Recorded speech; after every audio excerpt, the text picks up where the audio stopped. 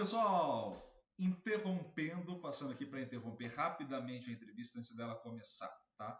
Fazer só alguns adendos importantes em algumas entrevistas. O vídeo não vai entrar em todas, tá? Prometo. Vocês não vão me ver assim, dando esses sustos em vocês toda hora. É uma coisa muito importante.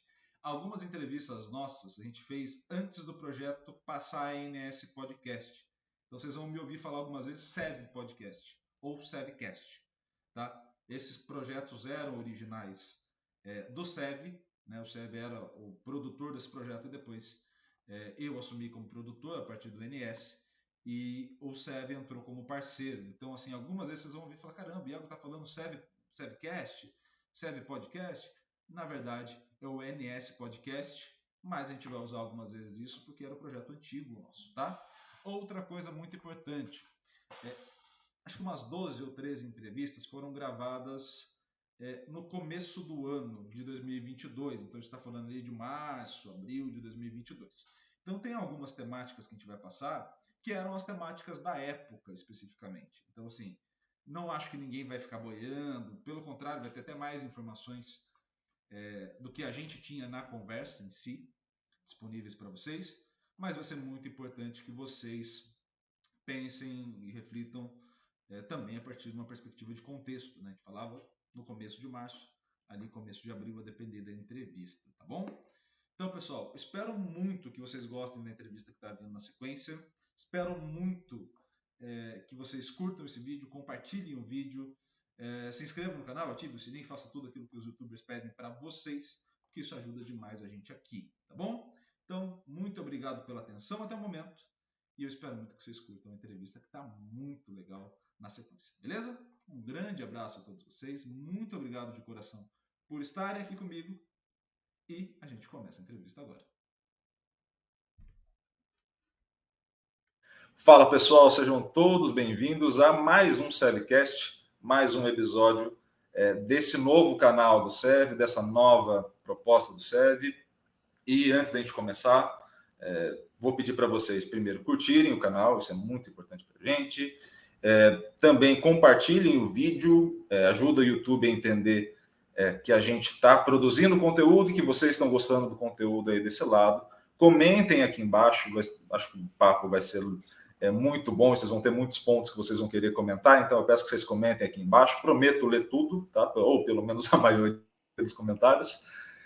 E também, na hora que se inscreverem, ativem o sininho, porque isso vai fazer com que as notificações dos próximos vídeos cheguem para vocês. Então, assim, putz, Iago, não estou recebendo os vídeos do SEVcast. É porque não está ativado o sininho, ative o sininho, você recebe as notificações do YouTube, tá?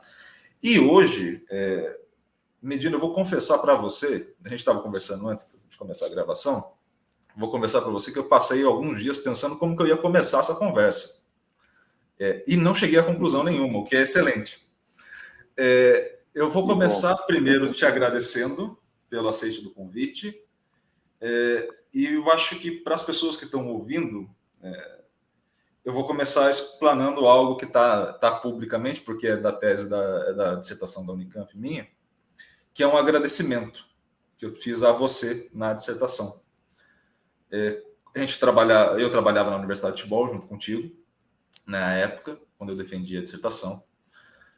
E eu coloquei um agradecimento diferente do restante do pessoal que estava ali. Eu te agradeci por ter me ensinado a respirar. Essa foi a expressão que eu utilizei lá. Porque eu lembro de uma conversa nossa a caminho de Ribeirão Preto, foi a primeira conversa do meu retorno na Universidade de Futebol, que você comentou sobre meditação comigo. Você foi a primeira pessoa que comentou de fato sobre meditação comigo. Hoje em dia eu ainda faço, pelo menos 15 minutinhos por dia, o que tem me ajudado a manter esse restante de cabelo que está indo embora. Mas eu queria começar te agradecendo pelo aceite do convite, por isso especificamente, eu acho que além do que eu coloquei na dissertação, acho que eu nunca tive a oportunidade de te agradecer. Pessoalmente, a gente acabou não conversando tanto depois da minha saída, a gente conversou uma vez só, por desencontro mesmo, né, por projetos. É verdade. Mas queria te agradecer muito pelo aceite, te agradecer muito pela indicação da meditação, saiba que não só pelas contribuições do futebol, mas pessoalmente falando, você é uma pessoa muito importante para mim, você sabe o carinho que eu tenho por você, e queria começar essa conversa tentando não limitar essas coisas a um currículo Lattes. Então, eu vou te perguntar quem é você? Quem é João Paulo Medina? Bom, antes de responder essa sua pergunta, né, tentar pelo menos, né, responder essa e outras perguntas que você vai me fazer, expressar assim a minha alegria em saber que você tem feito a meditação, né, e pelo menos 15 minutos, né? Então não é a meditação transcendental que eu faço, né, mas eu acho que você ter, né, todo dia 15 minutos para dar uma relaxada, né, uma interiorizada né, desligar um pouquinho, né, do mundo, acho que é né, uma atitude sábia e fico feliz por você estar mantendo esse hábito aí que acredito, né, por estar mantendo já é uma prova de que ele tem sido efetivo, né? Fico feliz por isso, viu, Iago? E feliz também por estar aí, né, conversando com você, voltando a conversar com você. Você sabe o carinho que eu também tenho por você e é um prazer aqui estar podendo conversar, né? E sobre quem sou eu, bom, tenho nasci em 1948, né, 8 de junho de 1948, então já estou aí como aprendi com um treinador que eu trabalhei um bom tempo, o Candinho, né, que a gente é mais ou menos a mesma idade, então ele falava, Medina, temos que aproveitar aí que nós estamos no último tercinho da nossa vida, né? Isso já faz um bom tempo, viu? Então, mas então é isso. Eu sou essa pessoa que, né, com essa idade, né, vivida assim de uma forma intensa, eu acho, né, e sempre aprendendo, né, e desaprendendo também, né, que eu acho que a vida é um pouco isso, nessa arte de a gente aprender humildemente e desaprender sempre que for preciso, né? Esse eu acho que é o mais difícil, né? É mais difícil a gente desaprender do que aprender, né? Porque desaprender representa muito você desconstruir coisas que você acredita ou acreditava, né? Ou acredita, né? Se você acreditava, a desconstrução já está feita, né? Mas quando você acredita piamente em algumas coisas, rever isso sempre é um desafio muito grande, né? E, e aí, né, dentro dessa perspectiva, que eu tenho aí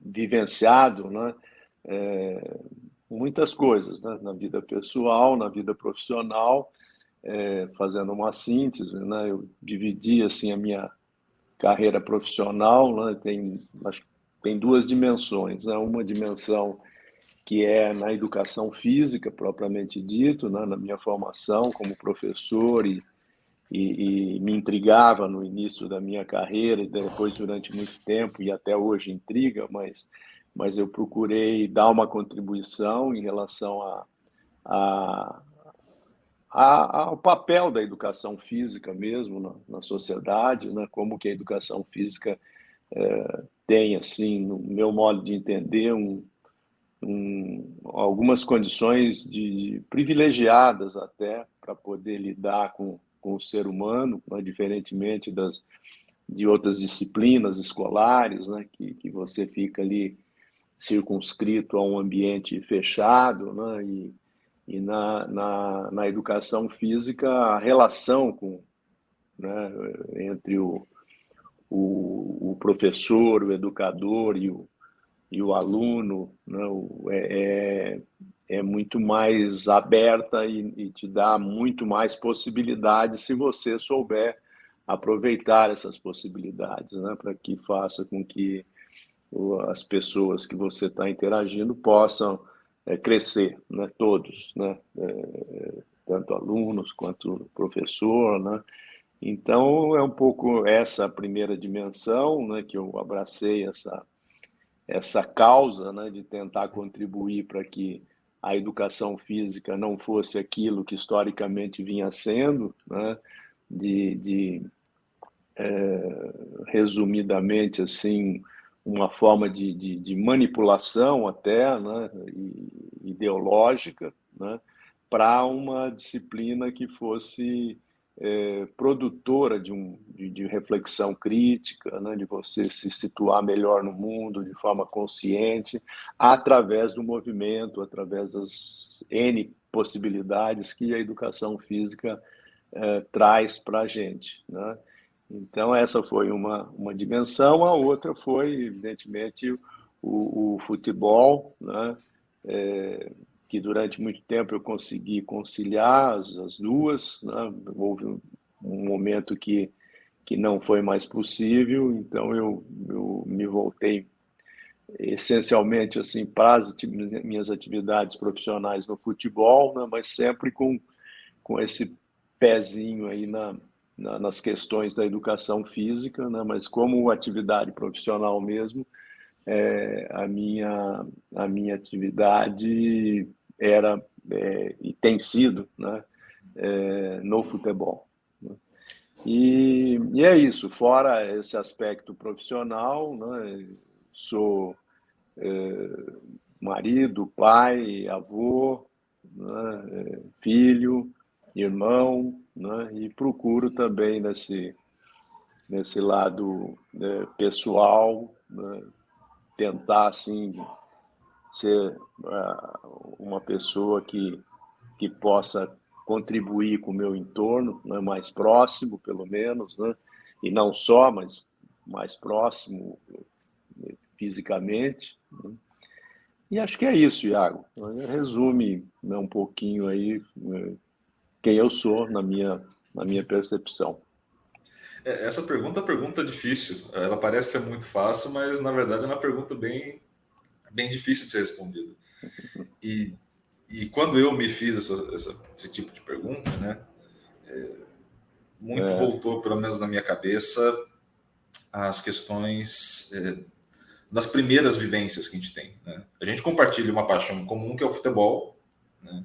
Acho que eu e você, das conversas que a gente já teve anteriormente, nosso principal assunto sempre foi o futebol, né, como paixão comum dos dois.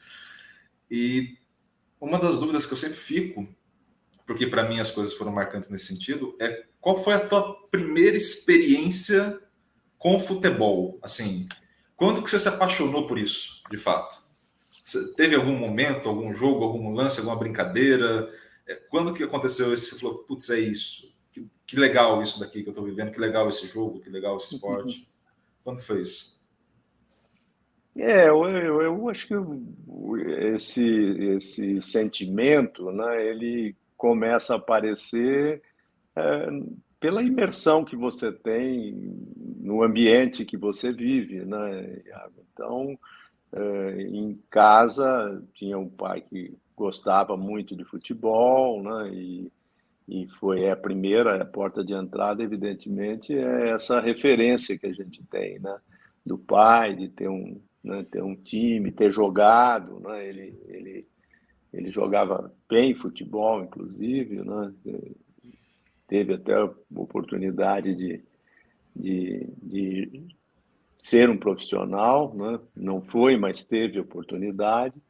E o ambiente, né, dos amigos, né, desde de sempre que eu me lembro, tinha essa paixão pela jogar bola, né, jogar bola na rua, nos campinhos, no quintal de casa.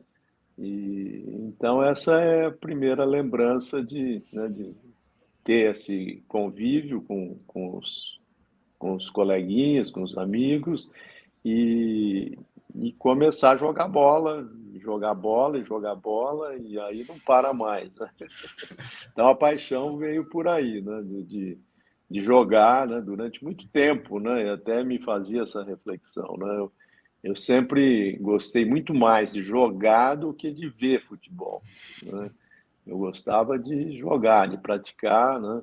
Acho que assim, tinha habilidade, tinha potencial, né, para ser, era meio amador, era bem franzino, né, sempre fui bem magrinho e não tinha assim muito como levar vantagem corpo a corpo, e tal. Então tinha que ser mais esperto que os outros para poder, né? Então era isso que eu desenvolvia, né? Inteligência, habilidade de jogar, pensar, né? E tentar articular, né? Durante as partidas, as jogadas com os companheiros, né? De potencializar o ambiente coletivo, né? Então, até por conta disso, sempre era capitão do time, né? Por ter essa tendência, né? De estar buscando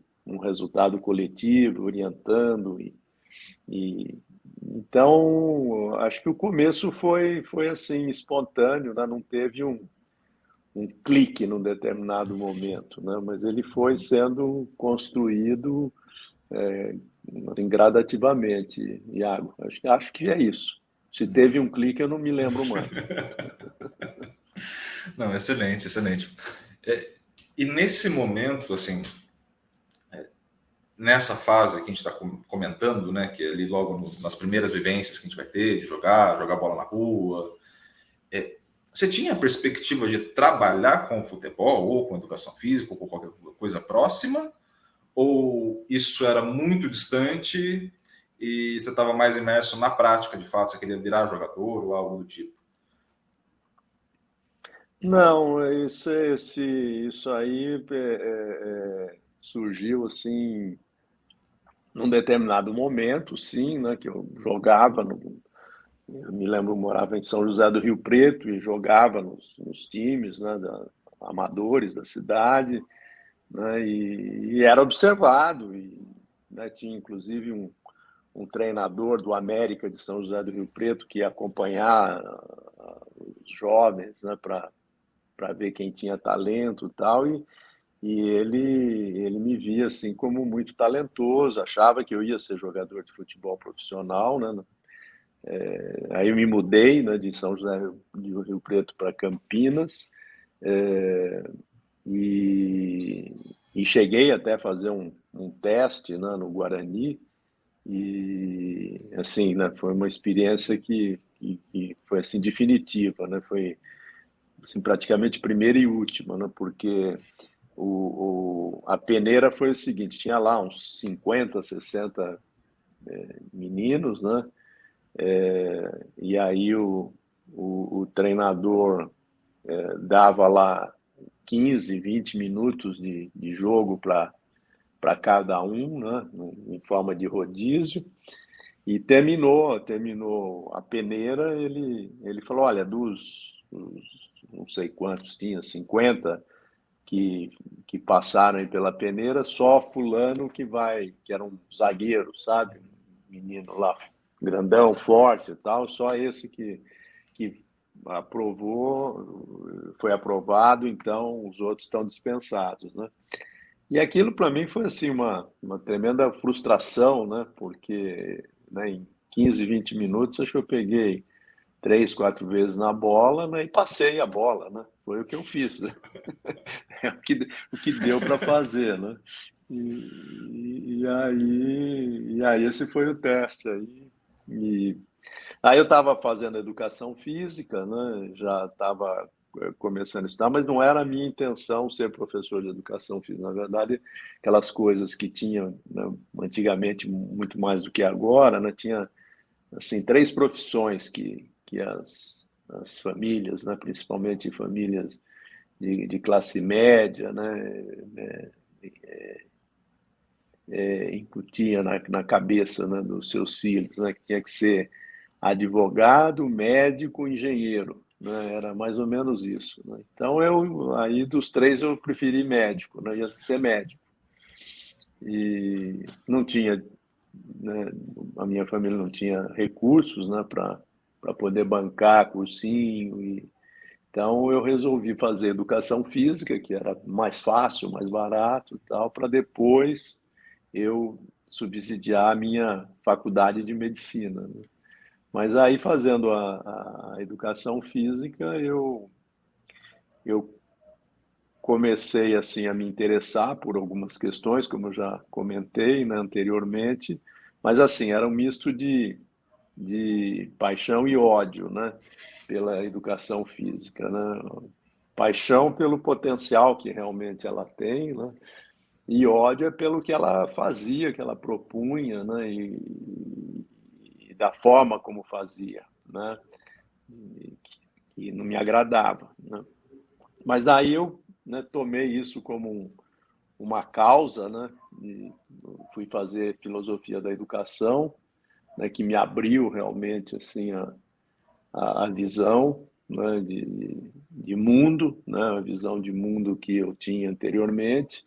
Ela foi, né, sendo desconstruída e a partir dessa desconstrução foi me, né, permitindo enxergar realmente a potência, né, que a educação física tinha. Eu falei, não, por que daí eu fiz a autocrítica, né, por que eu queria fazer da medicina, né, e aí cheguei à conclusão que não tinha nada a ver com o que eu realmente queria, né? Então, aí me encontrei, né, na educação física e depois no futebol, né, aí linkei, né, aquele meu interesse, aquela minha paixão por jogar futebol, né, comecei a me interessar também e tive muita sorte, né, porque aquele treinador que eu citei lá que me acompanhava em São José do Rio Preto, ele encontrou por acaso com meu pai, que também assistia as partidas de futebol, dos campeonatos que eu disputava, né? Ia lá e conheceu esse treinador, e aí eles se cruzaram, né? Por acaso, numa rua, né? Na Avenida ali, Francisco Glicério, né? Em Campinas, se cruzaram e aí o treinador perguntou, né? O nome dele é João Avilino, né? Um treinador aí muito conhecido na década de 70, de 80, né? Muito treinador, ele era muito conhecido no interior de São Paulo, né? Treinava essas equipes Ferroviária, América de Rio Preto, São Bento. Então ele perguntou: e o seu filho está jogando no Guarani ou na Ponte Preta, né? Que ele tinha certeza que ia ser um jogador de futebol profissional. Aí meu pai falou: não, ele está acabando de se formar, né? Está se formando em educação física, mas não está jogando, né? Mais, né? Não tem essa intenção de ser jogador de futebol profissional. Ele está se formando em educação física, então pede para ele me ligar, porque eu estou assumindo a Portuguesa de Desportos como treinador e eu estou precisando de um preparador físico, né? E aí foi, né? Eu entrei em contato com ele realmente, né, precisava de um preparador físico, né, de preferência jovem, que ele pudesse manipular, orientar e fazer o que ele queria, porque o preparador que estava no clube, ele dispensou, que era um militar, ele acho que já tinha tido uma conversa com ele, não tinha gostado, né, da forma como esse preparador físico estava se colocando, né? Então, não, vou colocar o menino aí no lugar desse preparador militar, né? E aí eu comecei da noite para o dia, literalmente, né? Saí da faculdade e fui trabalhar na equipe principal da Portuguesa de Desportos, né? Com a bênção desse treinador que, né, me deu apoio e aí lá pegando o jogador, né? Tinha lá o capitão da Portuguesa na época era o Marinho Pérez, que jogou na Europa, jogou na seleção brasileira e estava eu lá dando treino pro Marinho e para mais um monte de feras, né? O Enéas na época, um jogador estava começando também, né? E aí, mas foi muito gozado, né? Porque quando eu cheguei na Portuguesa para conversar com os diretores, né? Que quem me contratava não era o treinador, era a diretoria. Aí fui conversar e eles a primeira pergunta, né? Em que clube que você trabalha ou trabalhou, né? Falei, nenhum, né? Acabei de me formar em educação física e não trabalhei.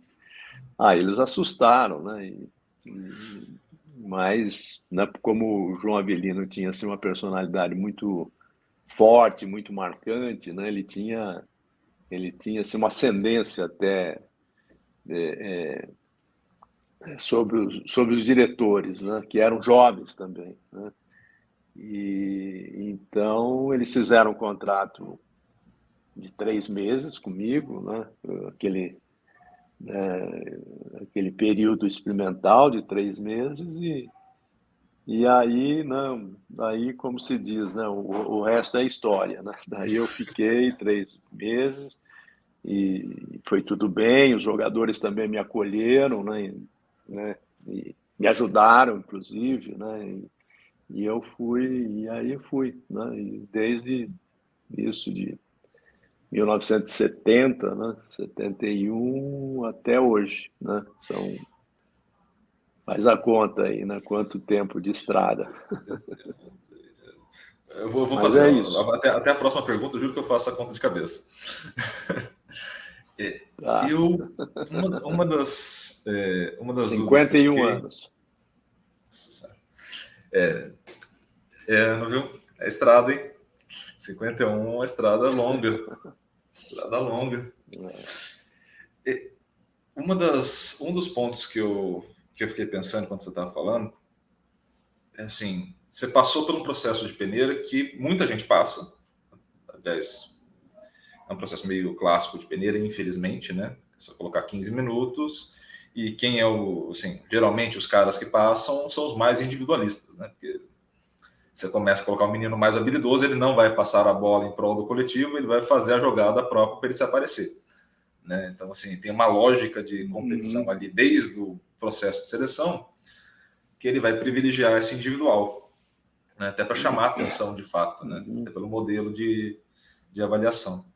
E você passou por isso e, obviamente, suponho que você não tenha gostado nem do modelo, nem da avaliação, nem do tempo, nem de ter tocado poucas vezes na bola.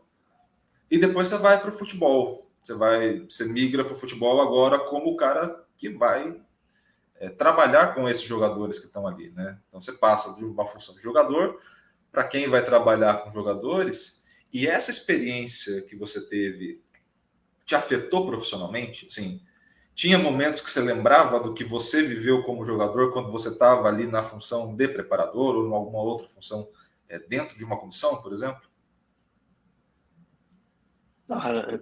Não tem dúvida, né, Iago? Essas experiências marcam a gente, né? Acho que é isso que é o bacana da vida, né?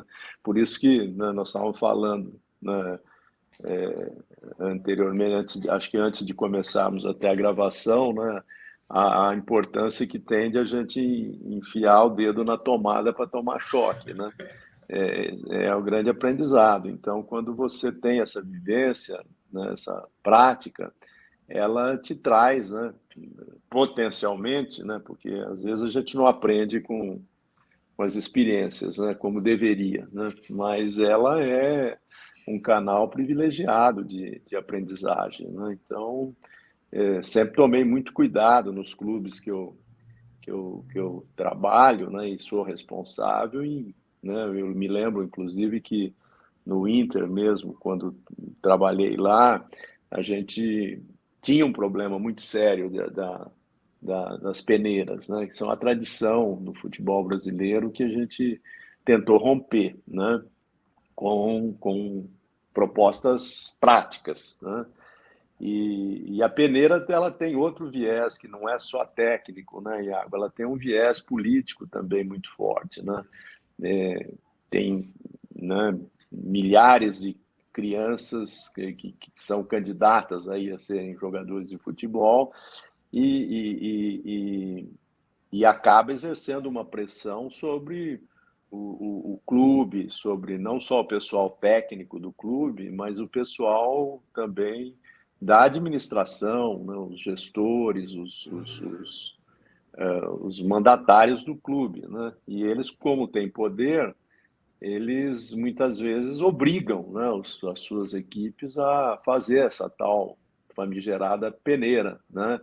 E isso foi uma tradição do futebol, né, brasileiro durante muito tempo, né?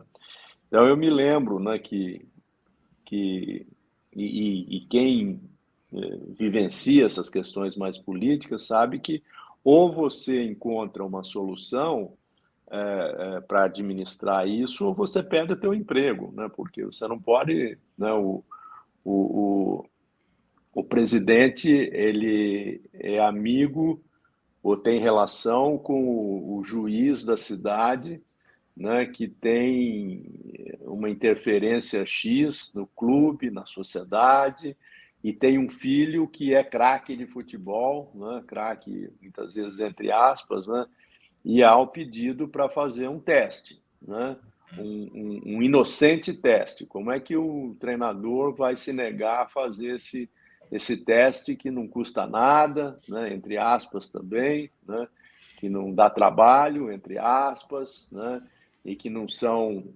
dois ou três, são dezenas e centenas de candidatos, né? Como é que se administra isso? Né? Muitas vezes você deixa até de fazer o trabalho com a equipe para poder administrar essa questão da avaliação, né? Que tem que ser feita, né? A avaliação para você, né, é alto rendimento, então você tem que fazer essa peneira, entre aspas, né? Você tem que, né, ir selecionando, né? É alto rendimento, não tem, né, não é uma escola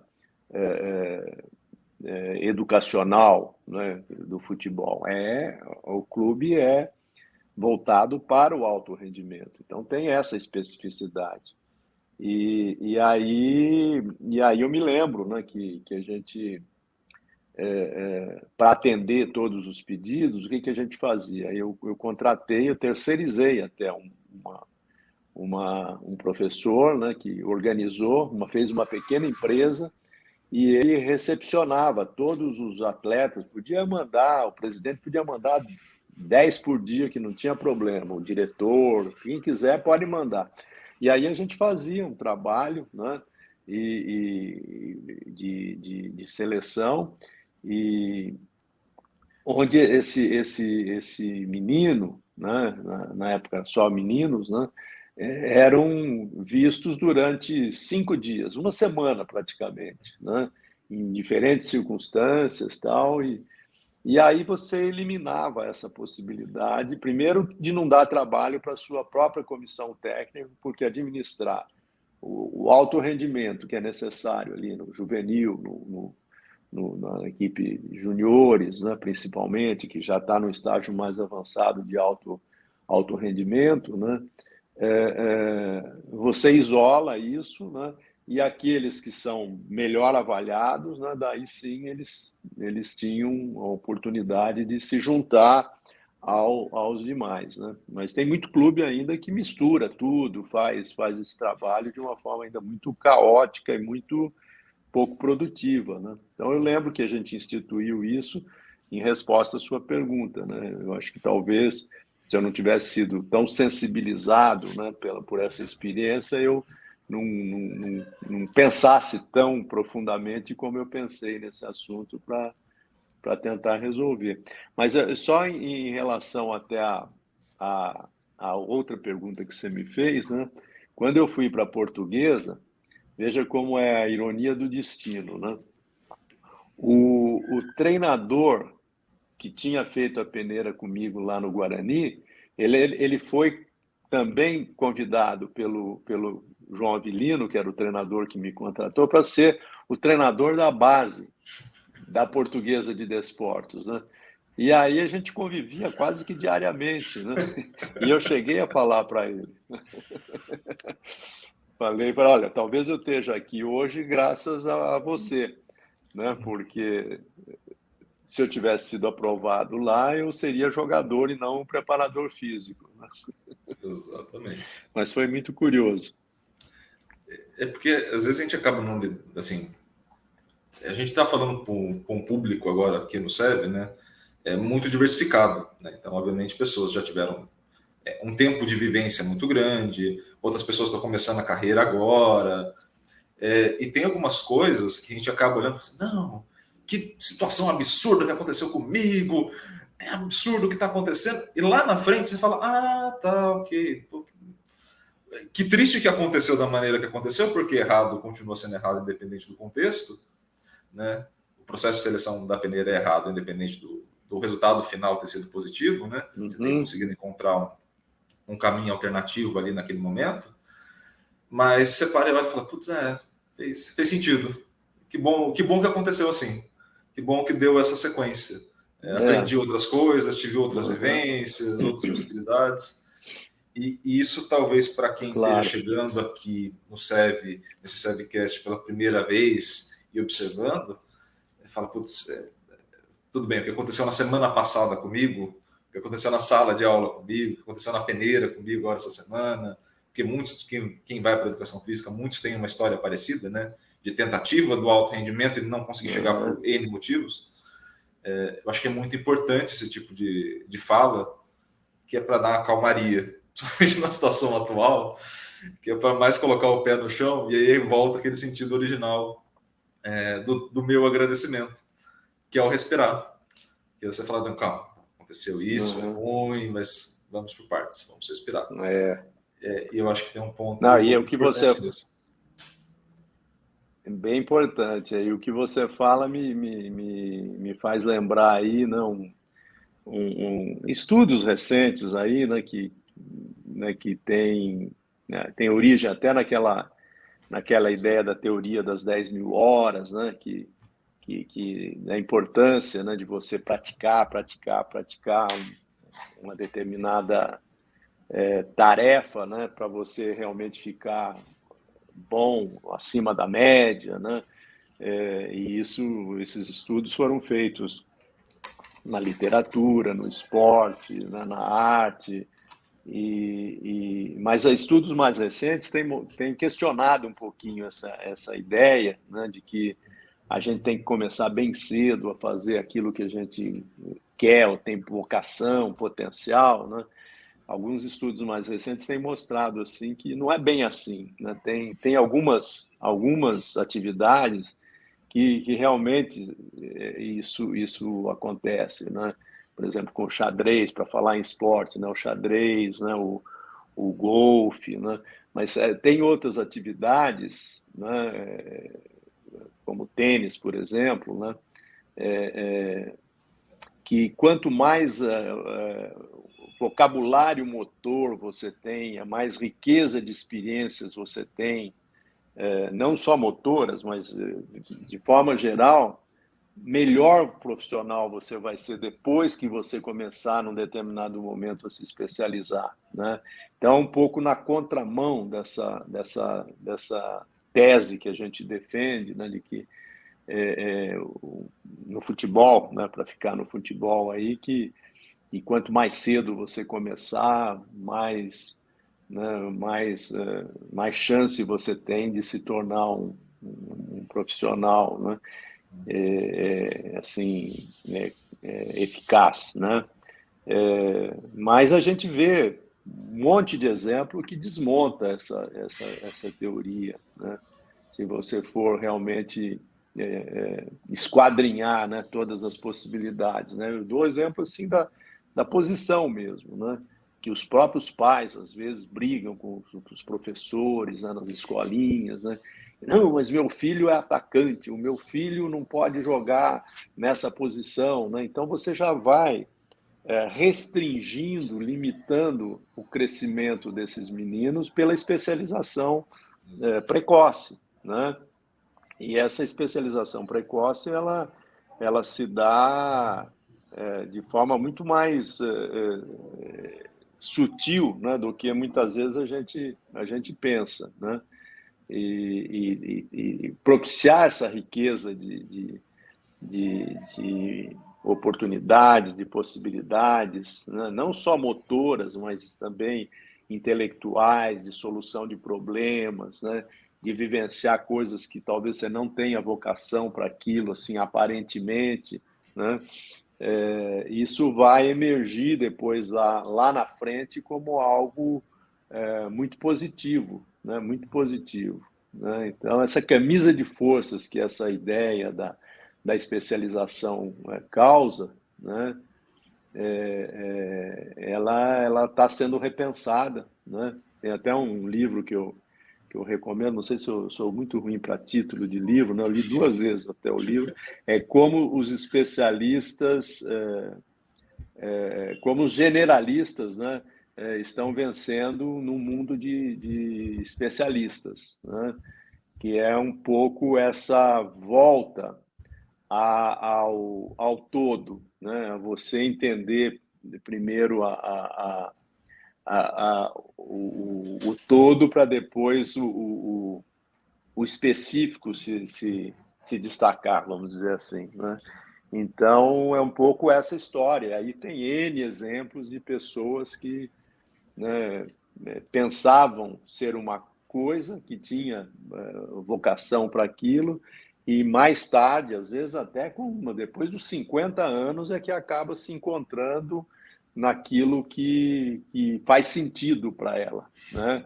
Muitas vezes essa especialização ela vai caminhando num faz de conta, né? Em algo que no íntimo, ela não faz sentido para a pessoa, mas ela está imersa naquilo, a sociedade pressiona para que ela seja aquilo, e às vezes ela é boa naquilo, mas faz melhor do que muita gente, então ela se destaca, ela ganha o seu sustento com aquilo, né? E isso vai sendo uma camisa de forças, né? Para essa questão. Acho que você é um exemplo disso, né, Iago? Eu lembrei da. A gente Ou fez estou um falando primeiro. bobagem? Não, de maneira alguma. De maneira alguma. Meu histórico de formação acadêmica é confuso o suficiente para você ter razão nesse momento. Então. Eu lembrei da nenhum conversa problema nisso, né? Isso que é Não, importante, zero. né? Porque Zero. muitas vezes as pessoas entram em conflito interno com isso, né? Mas acho que é preciso a gente, né, sair dessas amarras, né? Por exemplo, eu estava conversando, a gente fez uma primeira entrevista com um menino chamado Gustavo Yokota, que ele é da USP, ele está no final da graduação e ele foi jogador de tênis de mesa profissional. A gente fez a primeira entrevista aqui no Sidecast. E aí ele tem um canal no YouTube ensinando algumas jogadas, assim, uma linguagem bem para criança, de fato, ele mesmo diz isso. Aliás, eu acho até um mérito dele conseguir explicar as coisas para esse público. Eu tenho, por exemplo, dificuldade com esse público especificamente. E ele falou assim, não, mas... E a gente conversando internamente, né, fora do... que nem a gente fez agora, né, na prévia. Ele falou, poxa, mas eu não sei se eu continuo com o canal, se eu não continuo. Eu falei, Gustavo, assim, com todo o respeito do mundo, a vida é sua. Que nem diria Antônio Abujamra no Provocações, a vida é sua, estraga como quiser. Mas tem um ponto importante. Se você perguntar para a minha geração se o canal no YouTube voltado para a criança é um bom meio de se comunicar as ideias, eu vou falar não. Porque nas minhas vivências não incutia canal no YouTube. Nas minhas vivências, eu cresci ou jogando bola, e eu fui a geração talvez de transição de jogar bola na rua por videogame, né, para ter uma vivência de esporte muito mais online, menos presencial, né, menos prática. E eu falei, cara, não abandona o canal, não. Assim, é que eu não sei te dar o conselho correto. Eu não sei o que você deve fazer. Se vira para achar. Mas se eu dou um conselho, é do tipo assim, não se importe tanto com as opiniões que estão ao teu redor. Porque as pessoas vão dar opiniões de acordo com a vivência que ela tem, de fato. E vão ser importantes, vão ser carinhosas, vão ser opiniões legais, mas não leve a ferro e fogo. É uma reflexão. Ela não é determinístico. Então, se a gente voltar lá no começo da nossa conversa, você foi para a educação física. Eu também acabei fazendo o mesmo caminho, parecido com ciência do esporte, que tem lá sua equivalência. Mas era óbvio que se a gente fosse especializar no que a sociedade queria, você falou, medicina, engenharia e direito. Então, se você olhasse aquele cenário e pedisse, gente, nessa idade pequena que eu tenho, em que devo me especializar? As pessoas responderiam esses 3. Na minha geração, na minha época, por exemplo, eu lembro de ter um conflito muito grande quando eu tomei a decisão de ir para a ciência do esporte. Porque, assim, você me conhece pessoalmente, eu não sou o biotipo de educador físico. Eu não tenho histórico de ex-atleta, eu não sou um cara de vivência no estádio, eu sou um cara muito mais de análise, de assistir, de debater o conteúdo, muito mais restrito a essa experiência prática do que muita gente da nossa área, de fato. Mas, e aí, na minha família, no antro familiar, todo mundo esperava qualquer coisa menos isso. Assim, esse cara vai para matemática, esse cara vai para engenharia, esse cara vai para isso, esse cara vai para aquilo. Quando eu cheguei com 17, eu falei, então, gente, é a essência do esporte que eu quero ser treinador de futebol. Ninguém entendeu nada do que eu estava falando. E aí eu dei sorte, eu acho. E não era qualquer treinador de futebol, né? Não, tá aqui. Você não queria ser qualquer treinador do futebol. Eu queria ser o cara que ganhou mais vezes esse troféu aqui em cima. Assim, eu era bem arrogante, bem arrogante. No bom sentido da expressão, bem arrogante. Eu queria ser o melhor de todos os tempos. Era basicamente isso. Bem ambicioso. Bem ambicioso. A gente já teve conversa já que eu expliquei para você, assim, o meu histórico de vida, eu queria ser o melhor treinador de todos os tempos. Eu queria que o Guardiola ficasse um nível abaixo, de fato. Pedisse a bênção para você. Não precisa tanto, assim, mas assim, pelo menos ele passar e eu falar, putz, tá, eu tenho mais troféus na sala do que ele. Eu queria um pouco isso. E eu acho que tem nesse caminho desse excesso de especialização um excesso de determinação do que é o sucesso ou não. Então, assim, se você perguntar para as pessoas que vivenciaram até agora o que é o sucesso, muitas pessoas vão dizer o que é dentro da própria vivência. Então, isso vai acabar guiando o conselho que elas vão te dar. Isso é natural. Então, assim, quando o cara faz a pergunta do, basicamente, chupou laranja em que vestiário, né, na entrevista, basicamente essa pergunta do futebol, tem um tom de, tá, até agora, o que você vivenciou, porque daqui para frente você vai aconselhar, você vai direcionar os outros, eu preciso saber qual que é o seu background, preciso saber qual que é a tua experiência até aqui. Então, acho que tem muito dessa linha no futebol e no mundo geral, de maneira, né, não precisa ser específico ao futebol ou ao esporte, mas a gente, às vezes, acaba se apegando muito a esses conselhos. E é um pouco do que você falou. A minha trajetória é disruptiva em quase todos os sentidos. Do cara nerd que foi para a educação física, já começa a disrupção logo com 17, depois de um cara que vai encarar a engenharia, de produção e manufatura, saindo da educação física, depois que volta para cá, volta para a educação física, que quer ser treinador e acaba indo para a pesquisa, que foi o que a gente fez na Universidade de Futebol juntos ali durante um tempo, e sempre muito na linha da tentativa de inovação. E isso é complicado. Para a gente, você deve ter vivenciado isso quando inaugurou a Universidade do Futebol, e eu vivenciei um pouco isso ali dentro e em outros lugares, né? Até pela faixa etária que eu tinha. De um anseio muito grande por fazer tudo do próprio jeito e dar a cara e colocar. E isso é um negócio muito difícil de controlar, né? Essa parte disruptiva é uma questão complicada no futebol e na vida de maneira geral. Você propõe uma cara nova. E, assim, das pessoas que eu conheci, eu te confesso que você é uma das mais disruptivas que eu conheço. Em termos de ideias, em termos de propostas, em termos de ação. E nesse cenário todo que você construiu, um ponto importante, um ponto de dúvida que eu fiquei. Aquele cenário do futebol te agradava quando você chegou? Ele te agradava ou ele te incomodava de alguma maneira? Assim, quando você chegou a primeira vez na Portuguesa, naquele momento, obviamente você estava feliz por ter chegado a um clube, ainda mais da dimensão que a Portuguesa tem e tinha, né, naquela época. Mas, assim, te incomodava alguma coisa? Tinha uma coisa que ainda tirava um pouco o teu sono ali na prática? Então, Iago, essa é uma boa pergunta, né? Porque a gente, né, fazendo um retrospecto, quando você está começando uma nova carreira, uma vida profissional específica, né? Você em si mesma muito em relação à leitura que você faz do mundo, né? Na medida que você vai avançando e vai adquirindo mais maturidade, você vai tendo assim uma visão de mundo mais ampliada e sendo capaz de uma leitura maior, né?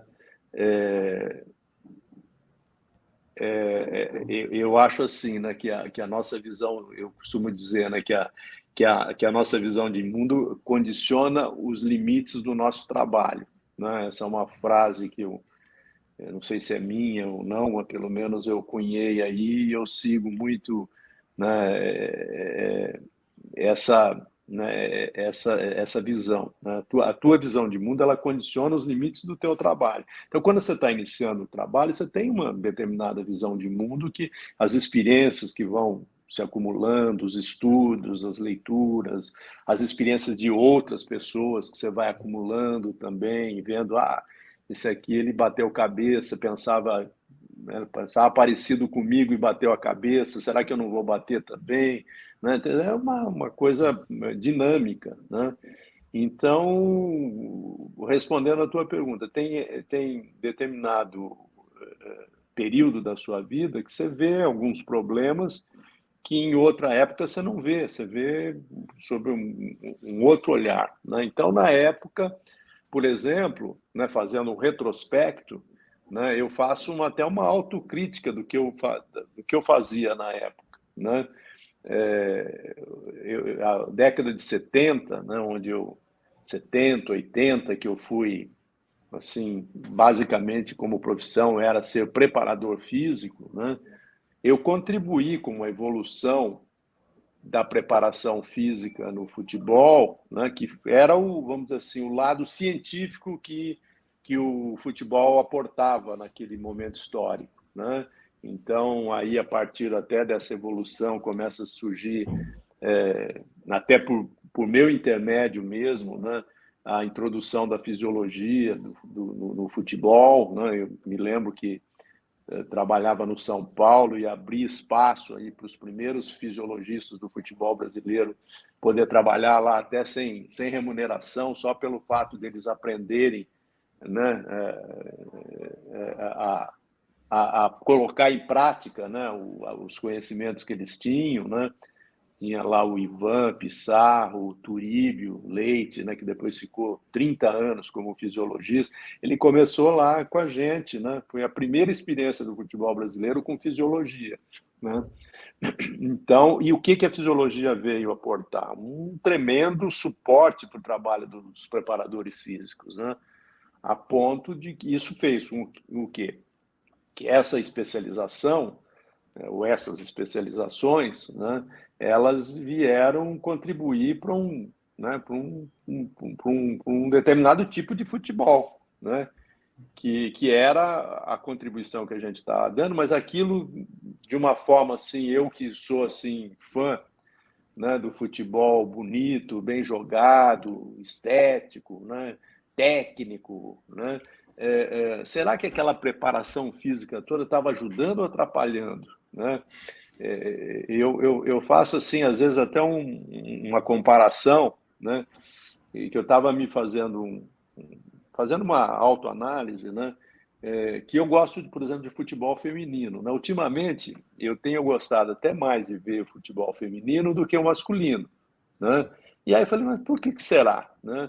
Será que porque ainda o futebol feminino tem mais espaço, né, para jogar, né? Pelo estágio que o futebol feminino alcançou hoje, ele acaba sendo até muitas vezes mais bonito de se ver, né? Tem mais jogadas, tem mais tempo, né, para você processar as jogadas, né? Não sei, não aprofundei isso, viu, Iago? Isso é um tema aí para você você me ajudar aí, né?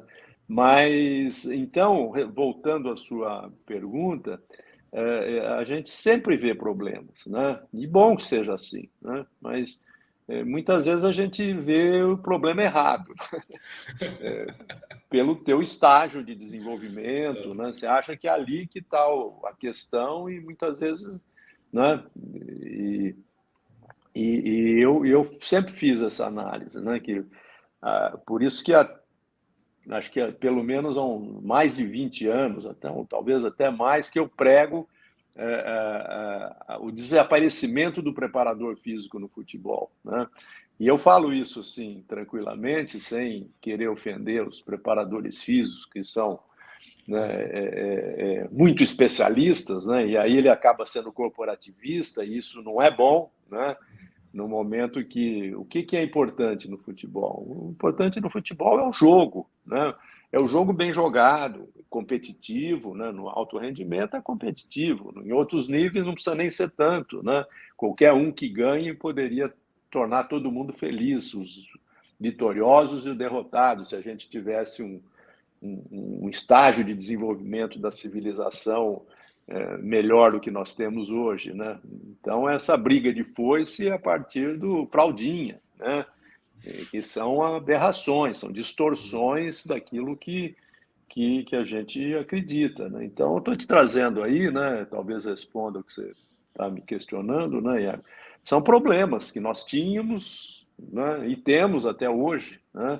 Então, sempre você tem aí, para eleger, um rol bastante razoável de problemas para você tentar solucionar, né? Sempre vai ter, né? Então, eu via de um jeito, hoje vejo de outro, e se eu viver mais 10 anos, vou ver de outro jeito, né? Que é bom, né? Porque isso é fruto de reflexão, de crescimento, né?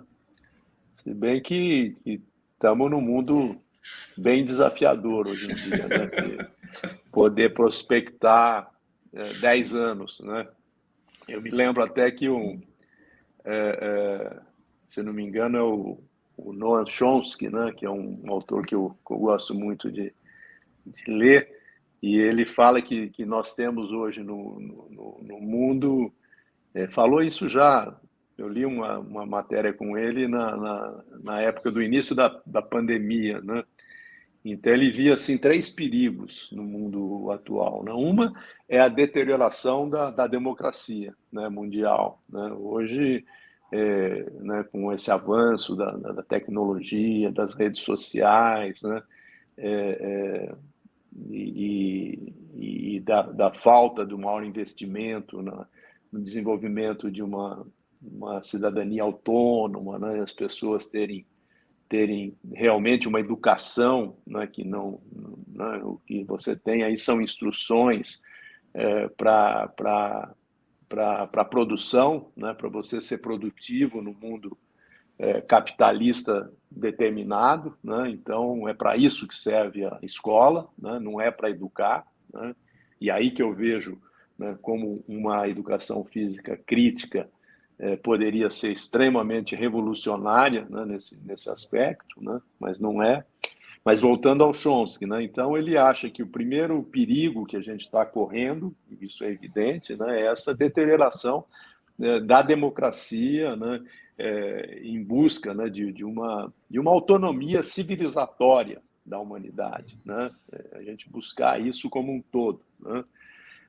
A outra é o aquecimento global, né? Evidentemente é uma coisa que ele se preocupa também, que a gente está nessa coisa desmesurada de busca de lucro por lucro por lucro e cada vez mais lucro, uma coisa doentia, né? Que você não, né, não entende que a Terra é uma coisa finita, né, e que tem os seus recursos que são limitados, que têm que ser entendidos, né? E o terceiro, né, que hoje está mais presente do que nunca, né, do que da época que ele mesmo falou, né, que foi há dois anos mais ou menos, né, que é a guerra nuclear, né?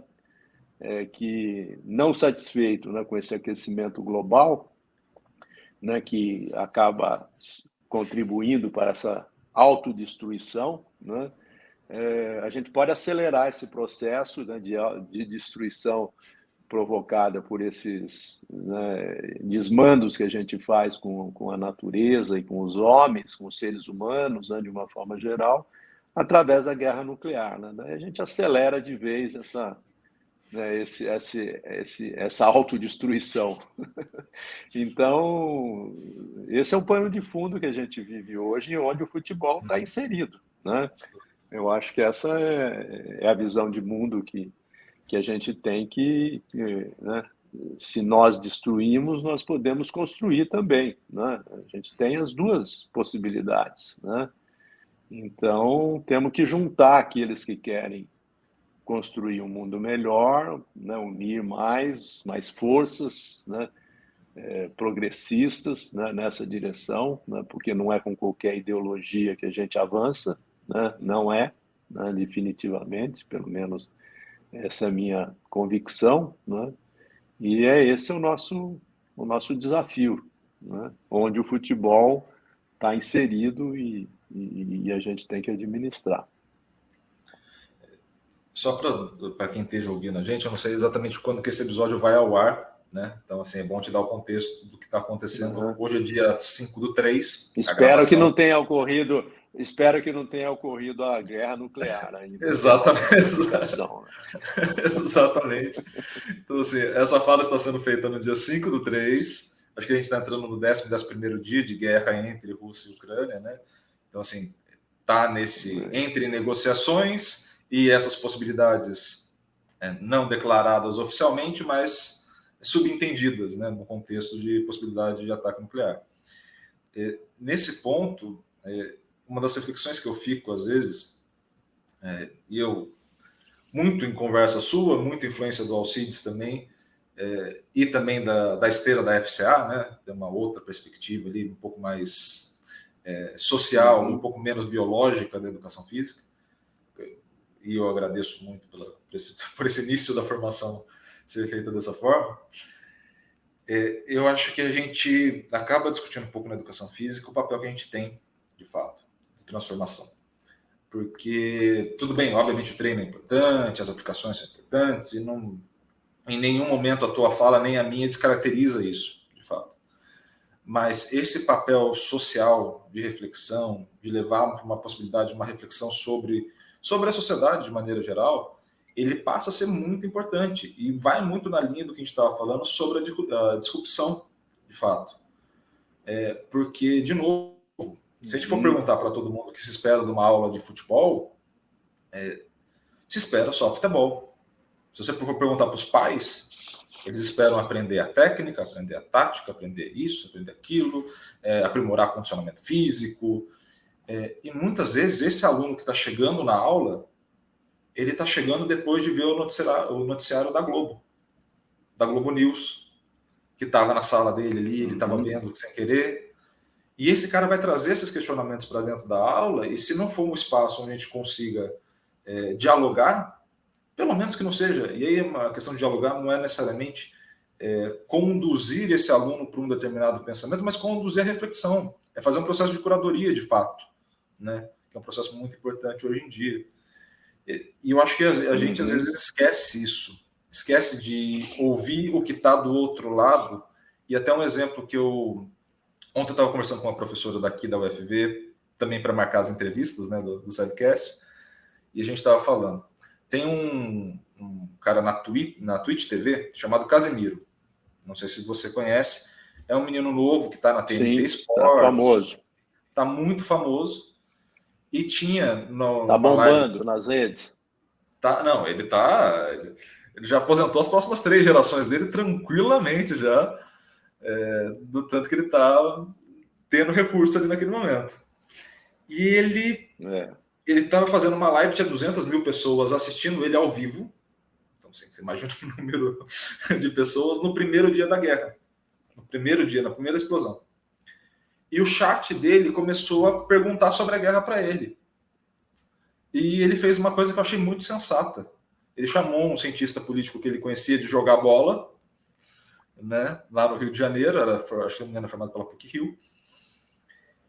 Eu deixo aqui, vou deixar o link do livro que você indicou, vou deixar aqui embaixo para todo mundo, tá? Então não precisem procurar, vou deixar já o link separadinho para vocês. E também vou deixar o link da live do Casemiro, propaganda gratuita, sem o menor problema. Onde ele chamou esse cara para debater. Então ele fez as perguntas que ele, enquanto um cara que não entendia da área, tinha curiosidade, o que o chat tinha curiosidade, e 200 mil pessoas estavam pensando sobre o conflito de uma forma organizada. E eu pensei, falei, putz, o quanto isso, no meio tradicional, seria de fato possível? Seria muito difícil. E o quanto que a gente... E aí, obviamente, é uma crítica à TV, né, no sentido de meio de comunicação, no caso dele, né, o exemplo específico dele, né, o quanto que a gente pararia uma transmissão esportiva para explicar um negócio desse tamanho, o quanto que a gente daria voz para uma reflexão, mas trazendo para o nosso... quanto que a educação física, por vezes, perdeu a oportunidade de promover justamente isso. A demanda que o aluno está solicitando, a reflexão que o aluno está solicitando.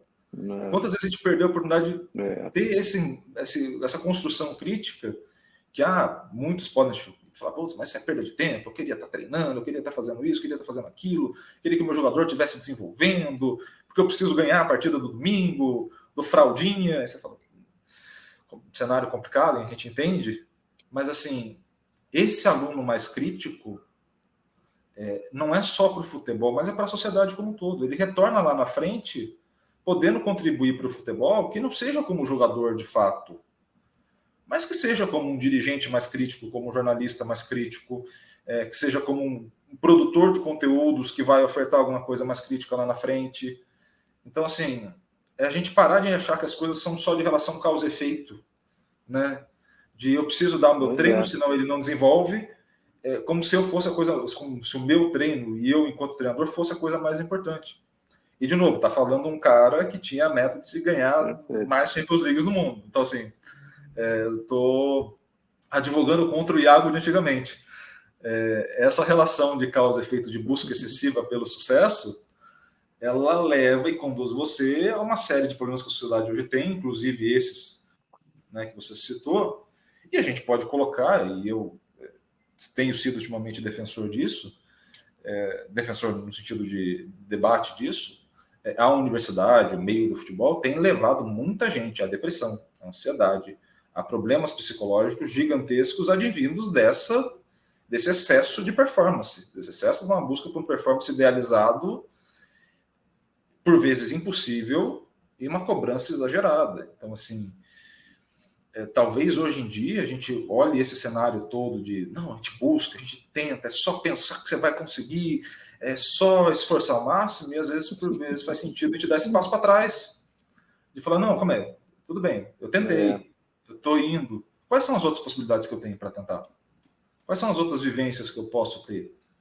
Óbvio, de novo, tem sempre, a gente está na era da internet, a gente tem que fazer a gente tem que fazer contraponto na nossa própria ideia durante a fala.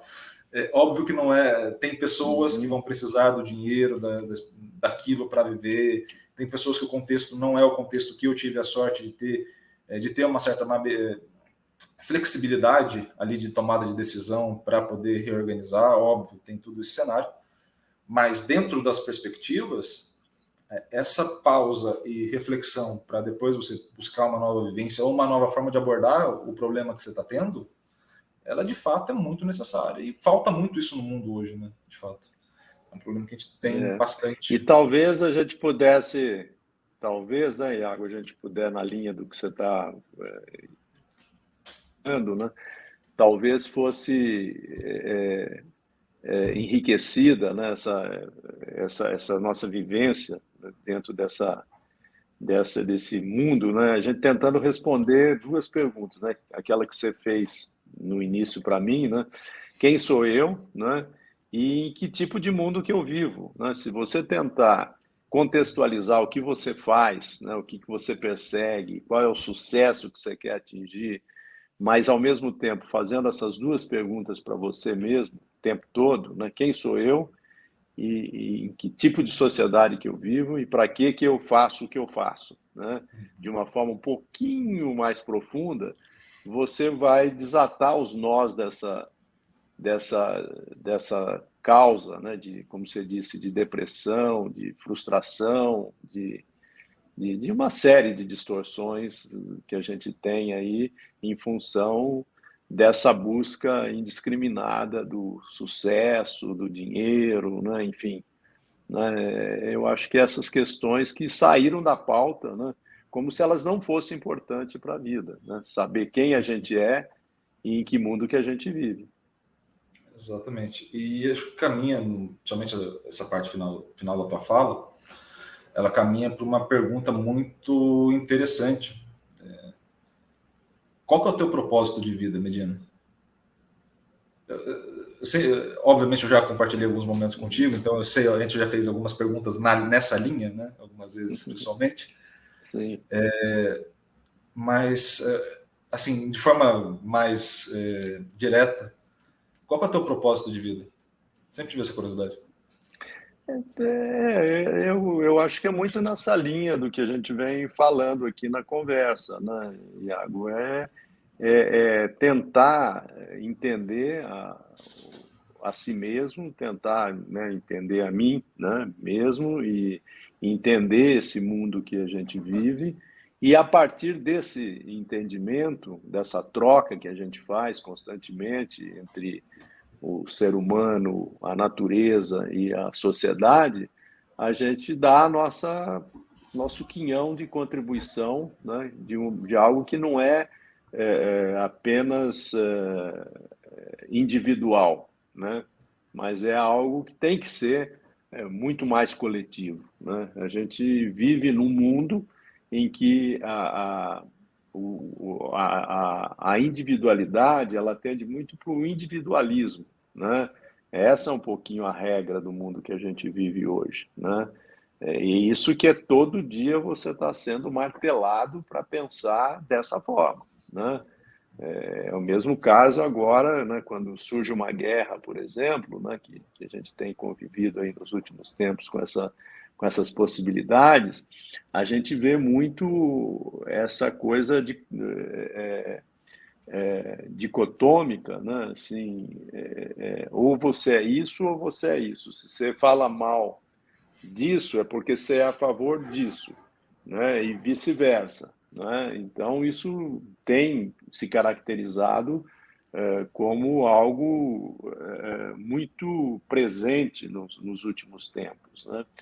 E então essa falta de entendimento da totalidade, né, da complexidade, né, e entender que não tem lado bom e lado ruim puro, né? Todos nós somos bons e somos ruins em determinados aspectos, né?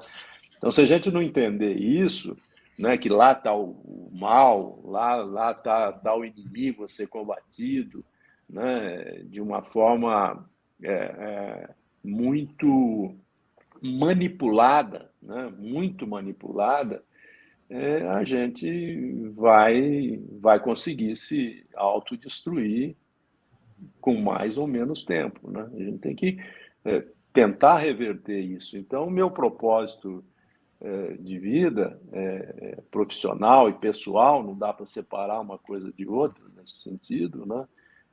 Tentar combater essa tendência e criar condições, ajudar a criar condições para uma outra tendência, né, de salvação da humanidade mesmo, né? E aí eu volto ao futebol, né? E volto à educação física. Acho que são duas ferramentas poderosíssimas para a alienação das pessoas e para essa superação, né? Essa realização humana, social mais plena, né? Esse é o meu propósito de vida, vivo em função dessa perspectiva. E isso que me anima, né? Tá aí com 74 anos, né? Quase, né? Sem pensar em me aposentar, né? Porque o meu propósito me anima a todo dia acordar e trabalhar nessa direção, né? E eu convivi contigo profissionalmente dia a dia, né? Eu tive duas passagens na Universidade de Futebol, tive 6 meses na primeira como estagiário, ainda na época final da graduação, início do bom senso ainda, que era o projeto ali que estava sendo debatido, né? Uhum. E depois eu tive uma volta, foram quase 2 anos, foram 1 ano e acho que 9 meses mais ou menos, que eu entrei acho que em setembro e saí em junho, julho ali, mais ou menos, foi 1 ano e 9 meses. Uhum. Então eu convivi 2 anos da minha vida, quase assim, boa parte dos dias, conversando com você diretamente. Então, assim, eu sempre senti muito isso em você, e principalmente isso abordado à tua comunidade, assim, aos teus entes mais próximos. A tua necessidade de provocar essa reflexão com quem estava por perto. Muitas vezes eu não consegui ir nesse caminho, não vou mentir para todo mundo falando que foi que a reflexão é um mar de rosas, não teria essa cara de pau nesse momento de fazer isso sabendo a história, mas eu sentia muito disso na prática. Então acho que nesse sentido, né, nesse ponto, eu acho que fica uma reflexão muito importante para quem esteja ouvindo, de tornar a tua prática algo que atinja o teu propósito, de fato. Porque muitas vezes a gente coloca o propósito e tem o entendimento do propósito e acaba fazendo coisas que são divergentes do propósito. Porque é um caminho tradicional, porque é a única maneira que se tem, porque às vezes é a única forma que a sociedade vai dar o valor devido à causa, ou qualquer coisa do tipo, e a gente perde isso. Então, eu estava vendo esses dias uma reflexão acho que foi do Clóvis de Barros Filho, professor Clóvis de Barros Filho, sobre o Karnal. Né? Era uma discussão e ele estava falando sobre referências da área da filosofia nesse momento. E ele falando sobre o Karnal, né, professor de história, ex-professor de história da Unicamp, né? Ele saiu de lá. E ele falava assim, o Karnal chegou num ponto que ele é pesquisado mais do que todos os professores da Unicamp. E mais do que a própria instituição. Por um motivo, porque ele entendeu que o processo de ensino dele era comunicando para uma grande massa. Então ele se adequou àquele momento, e você imaginar, você já foi professor ali da Unicamp, você sair da instituição Unicamp para fazer uma carreira solo, o número de pessoas que devem ter chamado ele de maluco por metro quadrado é um negócio impressionante. Porque quem vai para a área acadêmica, o sonho é tá numa USP, é tá numa Unicamp, é tá numa Unesp, é tá na UFV. O sonho é chegar nesse estágio. Né? Então, essa é a parte que você só fica feliz e continua a sua carreira tranquilamente. Né? Obviamente, estou floreando a história, mas essa é a parte feliz de você chegou no objetivo. Né?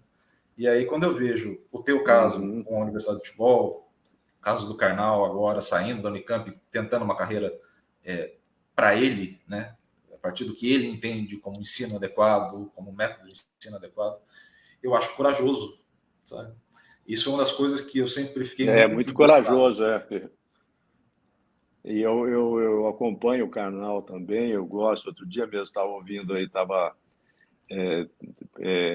querendo entender um pouquinho mais a filosofia de Nietzsche, né? Ele entrevistou a maior especialista, considerada uma das maiores, talvez a maior especialista em Nietzsche no Brasil, né? E é impressionante, né? Como a qualidade das perguntas que ele faz, né? E de uma forma assim, realmente, voltando à questão do propósito, né? Você percebe que, sem querer avaliar as ideias dele são as melhores ou não, mas você percebe nele que ele faz algo com paixão, né? Que está muito vinculado ao propósito dele, né? E até o fato de ser um entrevistador, né? O torna uma pessoa diferenciada, né? Porque está fazendo algo que ele acredita, né? Que ele entende como correto, né? Então, eu gosto muito do canal, né? Principalmente nesse sentido de fazer as coisas com convicção, né? Fala das suas deficiências sem constrangimentos, né? Discute as questões que ele não domina às vezes e admite isso, né? São aquelas características, né, que acho que o propósito tem que estar envolto, né? Que nos ensina muito isso é Paulo Freire, né? Você tem que, através do diálogo, né, você tem que trazer também algumas características, como a humildade, né, para entender as nossas limitações. Mas um detalhe que o Paulo Freire cita muito, né, que é importante, é o testemunho, né, que é o que você estava falando. A pessoa tem que fazer aquilo que ela prega, né? Ele tem que ser o testemunho da sua, né, da sua narrativa mesmo, né? Essa narrativa não nesse sentido atual de versões quaisquer, né? Mas de ser a expressão da tua realidade, daquilo que você sente, né? Acho que isso é essencial, né? E nem sempre a gente encontra isso em qualquer engajamento profissional, né? Mas acho que isso é uma reflexão bacana para o pessoal que nos ouve, né? Que nos ouve, vai nos ouvir aí, reflita sobre isso, né? Eu estou fazendo aquilo que realmente me realiza, e se não estou, por que não estou, e o que falta para eu buscar esse sentido, né, maior para aquilo que eu faço na vida. Eu vou compartilhar contigo eu vou omitir alguns detalhes da história por necessidade, mas eu vou compartilhar contigo. Agora, ao longo do processo de doutorado, eu estava até comentando contigo, eu passei por uma transição de orientação. Tá? Então, essa parte que eu vou omitir as coisas, mas eu vou detalhar o primeiro dia após a solicitação da troca de orientação. E o porquê, um dos porquês, né, que estavam ali presentes. Eu não estava conseguindo mais assistir jogo de futebol. Eu não aguentava. Verdade. Não aguentava. Me doía a alma, mas eu não aguentava. E aí, nesse período, houve a troca, não vou entrar nos detalhes, obviamente. E aí, quando houve a troca, eu lembro que eu tinha uma conversa, né, para oficializar essa troca na quinta-feira. E por que eu lembro que era quinta? Porque na quarta-feira teve jogo da Champions. E eu assinava hoje TNT, estádio TNT, mas na época o antigo Esporte Interativo. E naquela semana, eu tomei a decisão no domingo, a conversa foi na quinta. Eu falei, não vou trabalhar, não vou fazer coleta, não vou fazer nada, não vou mexer nas coisas, eu vou tirar um tempo para refletir sobre isso, sobre o que está me incomodando. E Medina, foi tão legal quando chegou na quarta-feira e eu estava assistindo o jogo de futebol de novo com tesão. E não tem outra expressão, é mais freudiana possível, mas é essa mesmo. Eu bati o olho, eu juro, eu trabalho com dois, hoje eu estou cada vez mais workaholic, eu estou trabalhando com 2 monitores, porque um já não está dando conta. Eu trabalho com 2 monitores, eu coloquei um jogo em cada monitor. E eu estava assistindo 2 jogos, eu estava, nossa, que delícia de jogo, era isso que eu queria. E aí eu falei, tá, é por isso que eu preciso reajustar as coisas. É porque no final das contas, muito legal, eu preciso ter essa paixão de volta. Eu preciso parar de ficar E aí a gente entra nessa lógica de novo de produtividade, de eu sair vou ganhar 5, 10 Champions, 20 Champions, 30 Champions, para entrar numa lógica de eu vou produzir muitos artigos, eu tenho que estar ali nos mais altos níveis da educação. Também não tenho. Também não tenho. E aí, quando eu me peguei assistindo o jogo apaixonado, da mesma forma que eu assistia com 17 anos, eu falei, tá, é isso. Eu não sei se a minha decisão é a mais correta, eu não sei se as coisas estão caminhando bem, eu não faço a menor ideia, mas de coração é isso que eu quero viver. Mas resgatei a minha essência, né? Isso. Mas resgatei a minha essência de volta. E se você ver, acho que eu sempre estou perdido nas câmeras, aqui, esse quadrinho aqui embaixo, é o Rogério Ceni. Durante dos 17 anos até agora até pouco tempo atrás, admitir minha torcida pelo São Paulo era assim, 0. Eu não admitiria minha torcida pelo São Paulo por aquela besteira que a gente fica no meio acadêmico ou em qualquer outro meio, tipo, não, vá que algum clube me chame, né? Como que a gente não foi criança algum dia, né? A gente não teve vivência dentro do esporte. E eu ficava, não, imagina, que isso, nunca, não, imagina, nunca torci, sempre fui um amante do jogo, uns negócios meio, não é só para você contar a história bonita para todo mundo entender. E aí, quando eu fui montar as coisas para os projetos novos, eu falei, não, agora é hora de...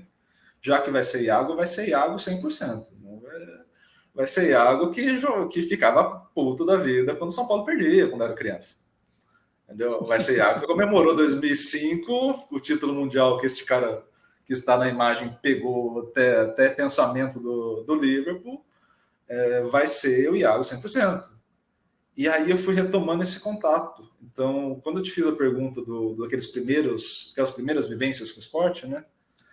Eu vejo nas conversas que a gente tem que você tem uma paixão, de fato, pelo esporte muito, muito fresca. Assim, tem um ar de frescor na paixão. Não é uma paixão assim, já cansada. É uma paixão fresca de quem está buscando coisas ainda dentro do esporte. E acho que a gente já está caminhando perto do horário que a gente combinou. Eu vou tentar sempre com todos os convidados não passar do horário, porque eu tenho mania de falar muito, então é sempre bom não passar do horário. Para a gente dar uma fechada ali nesse primeiro ponto, e eu já te convidei, em particular te convido em público para voltar mais vezes aqui. Você sabe a admiração que eu tenho e como eu gosto de conversar contigo.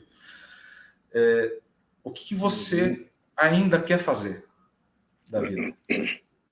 Quais são os projetos que te fazem brilhar o olho hoje? Eu tenho, né, junto os projetos da Universidade de Futebol, várias coisas para fazer ainda, né? Uma que eu estou agora, assim, que está me seduzindo e tomando uma boa parte assim do meu dia a dia é, que eu tenho assim, eu publiquei alguns livros, né? Mas nenhum sobre futebol, né? Eu tenho livros da educação física, né? E tenho aí, né, como disse aí, 50, né, mais de 50 anos de estrada no futebol, né? Então eu estou me sentindo assim impelido com a visão e com a maturidade que a gente foi adquirindo, né, ao longo do tempo, de escrever um livro sobre a complexidade do futebol, sabe? Eu estou ainda, né, estruturando, eu estou mais ainda na fase de leituras, né, mais de buscar as inspirações necessárias para poder começar a botar no papel, né, mas tenho aqui já, né, tenho aqui no meu escritório, tenho já uns 5, 6 cadernos ali com anotações, né, de, de, de conteúdos que eu estou selecionando. Então, para citar um exemplo, né, de projetos, né, eu tenho outro projeto também que chama Cidade Virtual do Futebol, né, que é um projeto que você conhece, né, e que eu, desde que comecei com a ideia da Universidade do Futebol, eu tenho isso na cabeça, mas não consegui colocar em prática, né? Que é essa cidade virtual do futebol, que seria a representação do ecossistema do futebol, né? Então, eu estou também trabalhando nesse projeto, né? E isso assim, me envolve muito, né? Me apaixona e me obriga a ter esse olhar sobre a complexidade, né, do futebol, né? Isso não tem fim, né? Não vou encontrar respostas definitivas para isso, mas eu quero ver o quanto eu consigo avançar e contribuir para a comunidade que tem essas preocupações também, né? De assuntos como esses que alguns deles, nós pudemos tratar nessa nossa conversa, né, Iago? Então, eu acho né, que isso é uma forma de contribuição inegável, né? Eu me lembro, né, até te passei aí um material, né, de uma entrevista que eu concedi a a uma professora de educação física que fez uma tese de mestrado em cima do meu livro A Educação Física Cuida do Corpo e Mente, né? Mostrando assim, o impacto que o livro teve nela, né? Mas eu me lembro uma vez, inclusive, que eu fui num congresso, não é? Lá na década, acho que final da década de 80, né?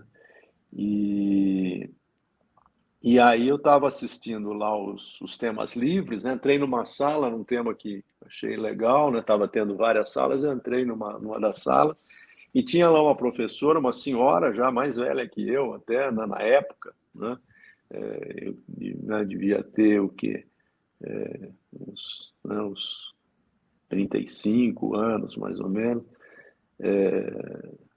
E aí, ouvindo lá, fiquei lá no fundão da sala assistindo e ela falando, né, citou, né, que o trabalho dela foi inspirado no meu livro, que a partir da leitura que ela tinha feito do meu livro, aquilo mudou completamente a visão dela do que era a educação física e aquilo propiciou ela realizar aquele trabalho que ela estava apresentando no tema livre, né? Então, você quer coisa mais gratificante do que isso, né? Né? Uma pessoa lá no interior do Rio Grande do Sul, que você nunca viu, né? E através de um trabalho seu, ter algum tipo de influência na prática, né, de vida dela, né? Dando mais sentido, talvez, para a atividade profissional dela, né? Então, é mais ou menos assim, nessa linha que eu acredito muito nessa contribuição, né, de você deixar, né, da forma como hoje é possível, né? Eu ainda sou daqueles que acho que a gente não pode abandonar o livro, né? É uma discussão que às vezes a gente tem até dentro da, da, da Universidade do Futebol, né? Você conhece bem, né, a nossa forma de trabalhar e os nossos cursos, eles são compostos de textos, né, de muitas perguntas, né? Às vezes tem curso que a gente faz mais pergunta do que responde, né? Por quê? Porque a gente está preocupado em desenvolver o espírito crítico, né? Não adianta eu falar o que é a verdade, você precisa acreditar, né? Você precisa acreditar naquilo que você faz, né? E para isso não adianta alguém falar, né? Você tem né, testar, provar, né? Eu acredito nisso, né? Talvez essa ideia me influencie, isso aqui talvez ele tenha razão, mas será que é isso mesmo, tal? E você vai fazer o que te convence, né? Isso é fundamental, né? Essa autonomia, né? Através da reflexão crítica, só através da reflexão crítica que você pode ter uma autonomia que seja, vamos dizer assim, humanizante, né, no seu sentido social.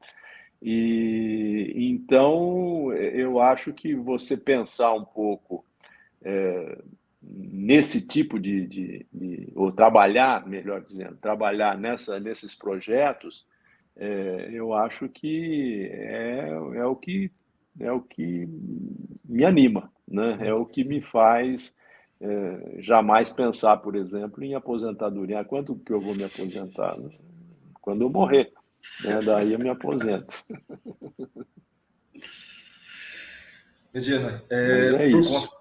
por conta do horário, só para não te atrasar, até porque a gente já tinha combinado já das 11, eu vou fazendo o encerramento, mas talvez essa entrevista seja o melhor exemplo. Às 11 exemplo. não vai ter sentido.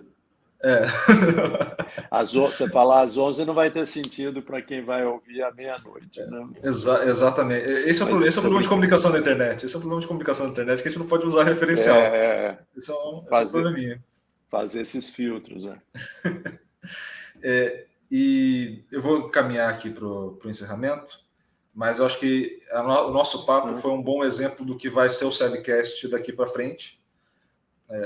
A gente não precisa necessariamente, no tempo que a gente tem, cumprir toda a história da pessoa, passar por todos os momentos. A gente não passou por todos os momentos da sua história, especificamente. E isso abre a possibilidade automática de um novo convite para novas histórias, para novas conversas, para o que a conversa for desenrolar, que nem a gente fez agora, principalmente nessa parte final. Só para quem está assistindo também, sim, eu coloquei para vocês aí, e vou colocar de novo, este é o link, esse é o @ da Universidade do Futebol.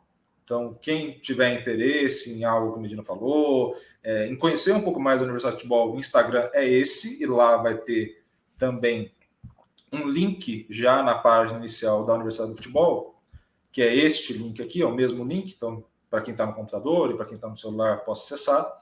Aqui você vai para a série de possibilidades de conhecer a Universidade do Futebol, então ter os cursos, o blog, uma série de outras coisas ali que você vai acabar conhecendo.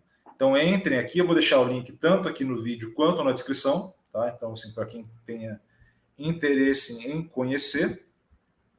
E, novamente, te agradecer, vou te agradecer a semana inteira e vou continuar te agradecendo, que hoje em dia, na correria, e eu sei que na correria que você fica é grande também, você tirar 2 horas do tempo que a gente está aqui conversando, eu sei que você fez isso por carinho, e te agradeço muito por conta disso.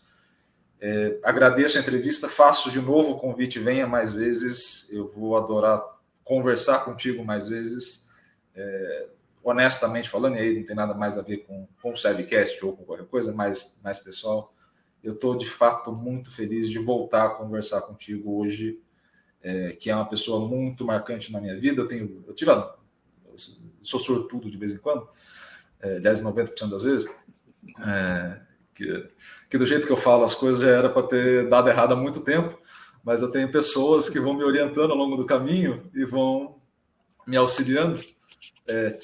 Tenho ainda, né, o Alcides ainda trabalha ainda em conjunto com algumas coisas aqui. Tem a Mariana hoje, que é minha orientadora e tem me auxiliado muito. E uma dessas pessoas importantes é você sabe disso. O número de conversas que a gente já teve o número de coisas que você já me ajudou, coisas que eu sei, coisas que eu não sei. Futebol tem muito disso. Tem coisas nas entrelinhas que eu tenho certeza que você me ajudou, mas obviamente não vou ter a certeza disso. Não vou comprovar, mas eu tenho certeza que estava ali pelas conversas e as coisas que chegam para a gente. Então, te agradecer demais. Nesses projetos aí, me disponho publicamente a ajudar. No que eu puder ajudar, conte comigo. A gente tem um propósito parecido de vida, então me atrai muito ajudar pessoas que têm um propósito parecido de vida, de fato. Então, no livro, nos projetos, independente do vínculo de trabalho que a gente tenha ou não tenha hoje, né? A gente já teve, agora não tem especificamente formal. No que eu puder ajudar, eu fico à inteira disposição e ressalto isso aqui em público, para deixar firmado, já registrado na internet. Então, tudo está registrado na internet. Não tem como voltar atrás.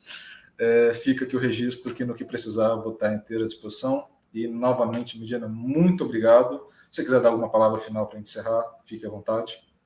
Muito obrigado novamente. Eu agradeço, Iago. Eu é que agradeço aí essa oportunidade também. Já falei no início, né, que é recíproco esse carinho, né, eu realmente tenho por você, né, pela forma como você né, vem lutando aí para dar a sua parcela de contribuição, né, naquilo que você faz, né. Eu sei que faz com muita dedicação e muita competência, né?